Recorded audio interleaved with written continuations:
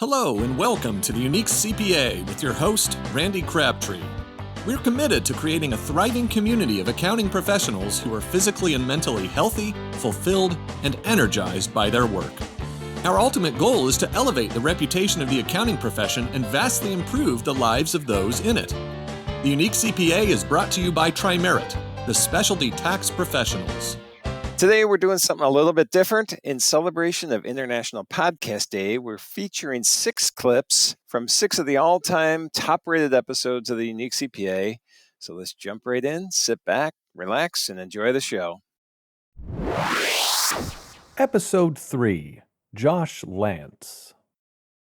In the history of the Unique CPA podcast, there's been 2 individuals that probably have had more impact on me than anybody else. And the first one's Josh Lance. Josh was originally on episode 3, where we talked about the innovative way that he built his firm, Lance CPA. Unfortunately, Josh passed away last year, but Josh's memory will stick with me because I think in general, the topics that I talk about on this podcast ever since meeting Josh all revolve around the conversation on episode 3. You'll hear some of this trailblazing work that he did, the way he was innovative in the profession in this clip. Enjoy. When I started the practice, back in public accounting, I traveled a ton. I was on the road all the time, and I did not want to do that again. And so as I thought about how I would service our clients and what ways I go about doing it, just looking at the technology available and looking at some of the more really kind of progressive firms out there and what they were doing, I saw the kind of idea of doing this in a virtual mindset. So all of our team is remote. They're all spread across the country. Same thing with our clients. So we have clients here in this greater Chicagoland area, but we have a lot of clients that are across the country too. And so being able to kind of leverage technology to serve our clients, wherever they're at, using kind of cloud-based tools to be more real time with them versus, looking backwards constantly, has allowed us to really kind of build a firm that kind of serves the right type of clients and have the right type of people on board. We still kind of maintain ties to Chicago. So, while virtual firm, really doesn't have a location, I'm based in Chicago. And so, we kind of maintain ties to that location and serving clients, there, but also across the country.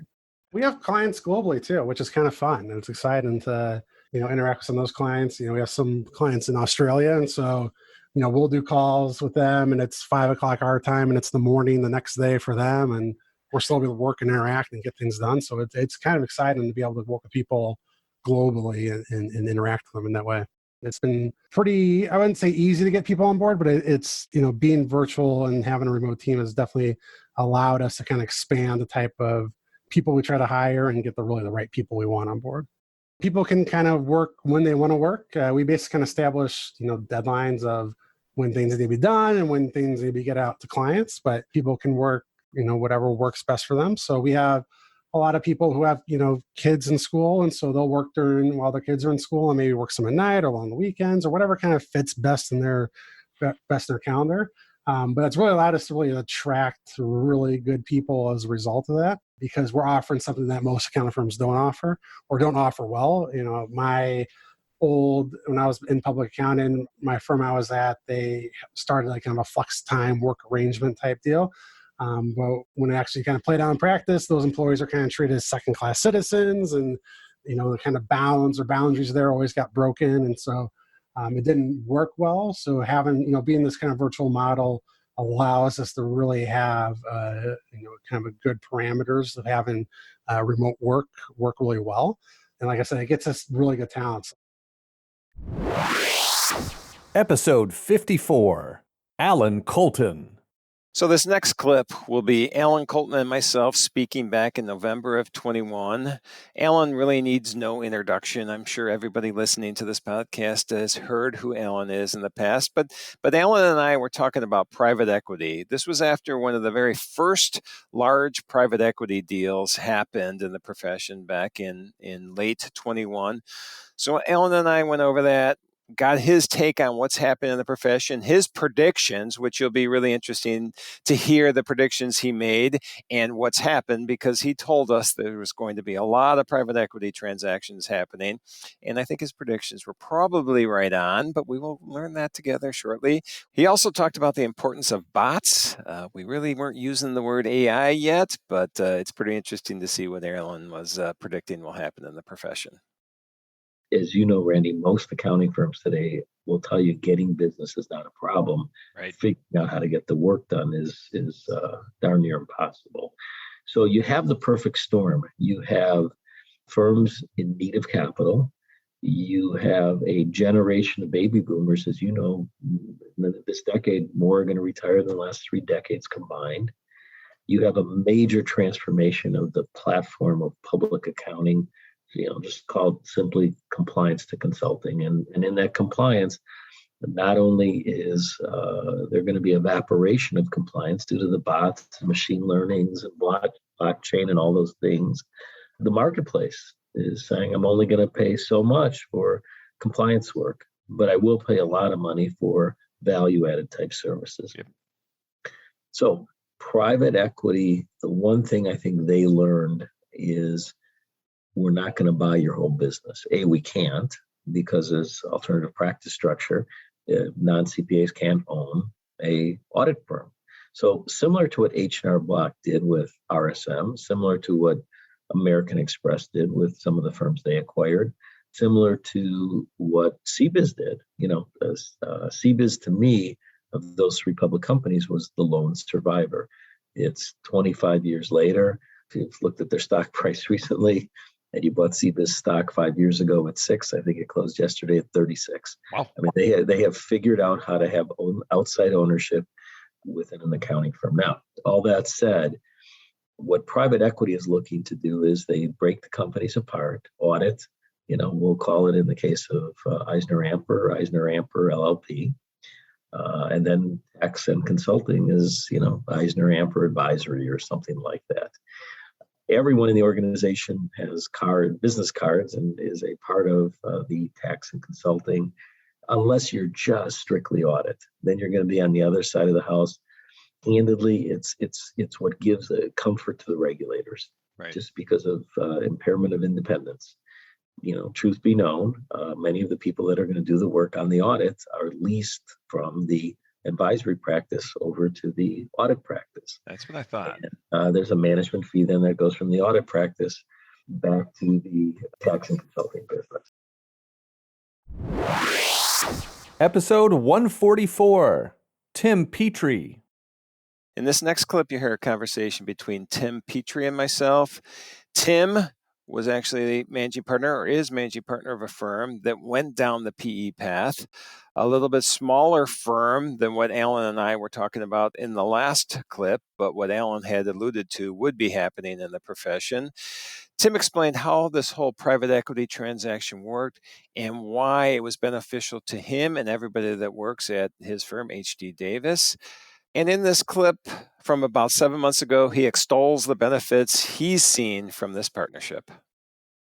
We made huge investments into technology, into our workflows and automations and our billing systems and all these other things. And we knew that the investments were just going to need to continue to increase in order for us to truly capture the opportunity that was in front of us. So our next step was evaluating a merge out and trying to find a like-minded, larger firm that we could merge with, but still have a voice and still have autonomy and still have the ability to control our own destiny, because we're young.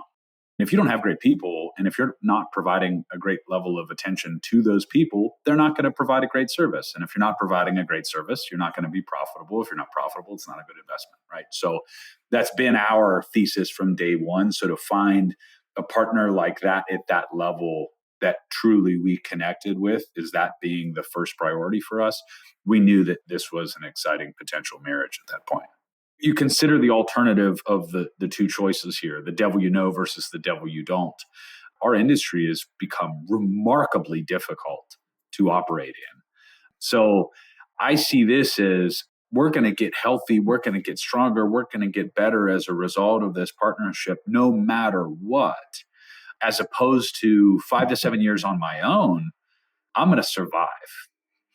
Right. And we'll probably get stronger and better along the way, but not the same level of stronger and better that I could get with that kind of capital behind me, not the same kind of stronger and better that we could get with that kind of people resource behind me. Episode 62, John Garrett. As I mentioned before the Josh Lance clip, there's been two individuals that have probably had a bigger impact on me than any others, and the second is John Garrett.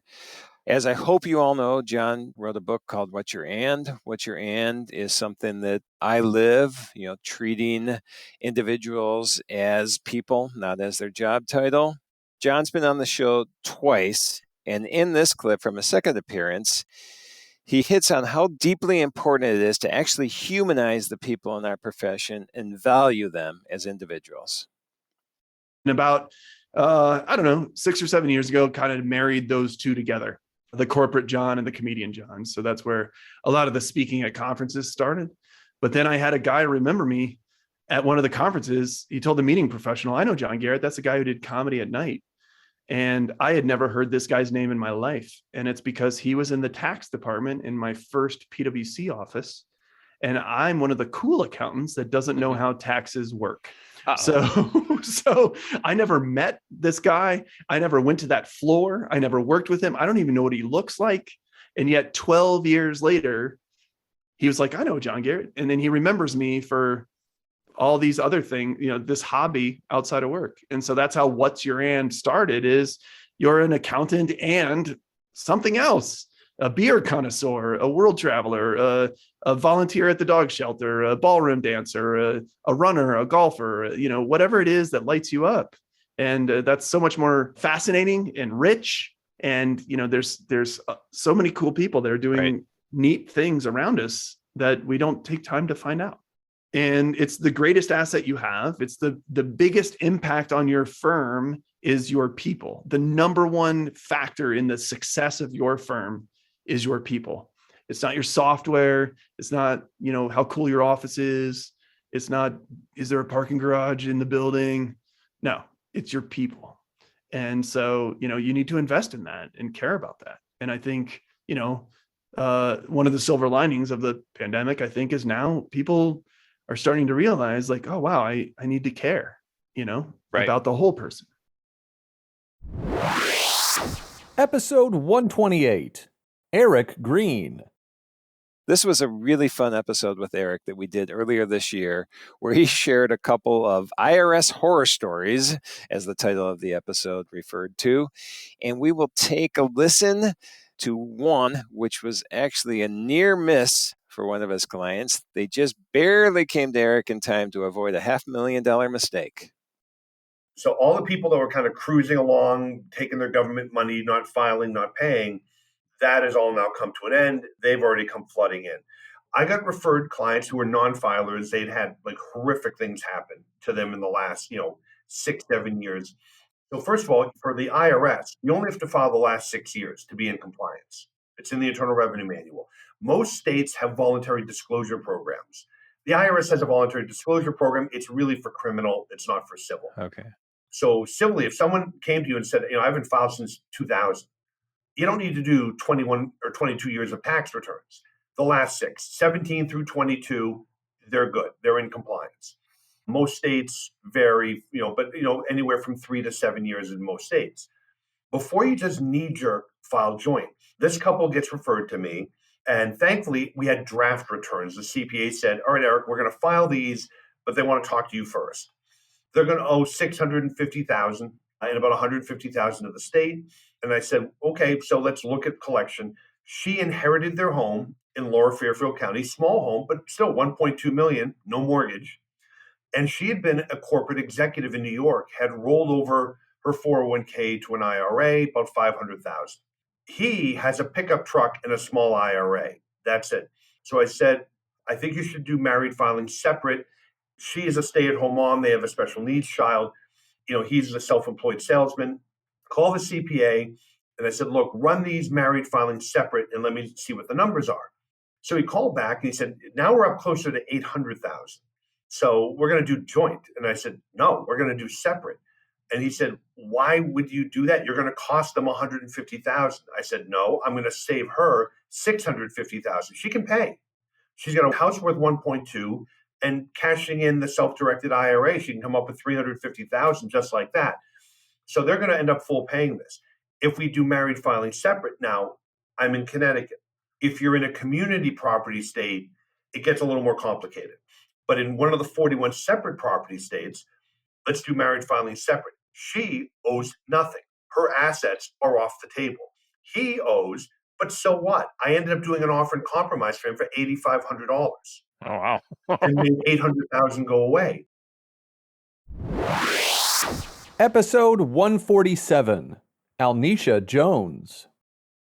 Alnisha is one of my favorite people in the world. She has a really interesting story about becoming an accidental firm owner. I share her story all the time when I'm out speaking at conferences. In this episode, she tells her story of how she came to realize that a typical accounting path through Big Four was not going to be the way for her. And when she realized that and decided to create her own firm, even if it was accidentally, she decided she wanted to create a firm on her terms, and a firm that would support work-life balance for not only her employees, and her clients, but also a firm that would support the community. I know you'll enjoy listening to Alnisha Jones. I remember they recorded this like day in the life of Alnisha video because I was on a partner track. I really did think I was going to stick around to partner. And then I realized the partner is here with us too. This is not going to get better. Like, this will be my life. It's not like I'll get to some level and now I'll get this flexibility and this freedom. I'm always going to work like this. And that's when I knew it wasn't going to be long-term for me. And I ended up leaving when I'll never forget, I asked the partner to leave early on a Sunday. Can I just leave a few hours early on the Sunday? I wanted to go to an open house. I was in the process of buying my first home. And he told me that I needed to think about my priorities. Wow. And that's when I knew I was done. Life is just so short and so unpredictable. And this is probably somebody's dream, but this is really not mine. But that's when I figured out I did not hate accounting. I hated the way I was working, right? I hated that I felt like I was helping these big companies, but what I did really didn't make an impact. I did not like that I was being told the way to do it when I knew there were better ways. And that's how I found myself into entrepreneurship. But it was not like a lifelong dream. I wish I had that fairy tale, but that's not even my story. So you're almost an accidental accounting firm owner. 100%. 100%. It was the one thing I said I wasn't doing, and I did it anyway. It literally evolved over time. I am running a firm that first solved my own problems and then became what are the customer issues? And that's probably backwards. I've never written a business plan or anything like that. I literally said I need to do something to earn income. It has to be flexible because I have 3 children. My youngest was 2 months old, still nursing, still with me every day. And I made a lot of mistakes. I charged too little. So I did get myself into a position where I worked way too much. I created a job for myself, not realizing that at some point I'll need to hire people and I'll need processes in place. So I've definitely made mistakes along the way, but I knew what I wanted it to look like. I knew that I wanted it to be something that I could still take my kids to the park just because it was sunny outside at 3:30 and it wasn't going to be a problem for anyone. I knew I needed to be able to work from home or from the library or from an office. I always knew I was going to run a firm that operated in that manner. Thanks for joining me on this look back at 6 of the top rated episodes in the Unique CPA's history. I really enjoyed it. I hope you did too. Don't forget, subscribe to the Unique CPA in your favorite app and follow us on social media for the latest episodes. Happy International Podcast Day, everyone. Thank you for joining us today on the Unique CPA. You can find the show notes for today's episode and learn more about TriMerit at theuniquecpa.com. Remember to subscribe and leave a 5-star rating on your favorite podcasting app. And join us next time for more expertise and insights on the Unique CPA. ProfessionalProductions.net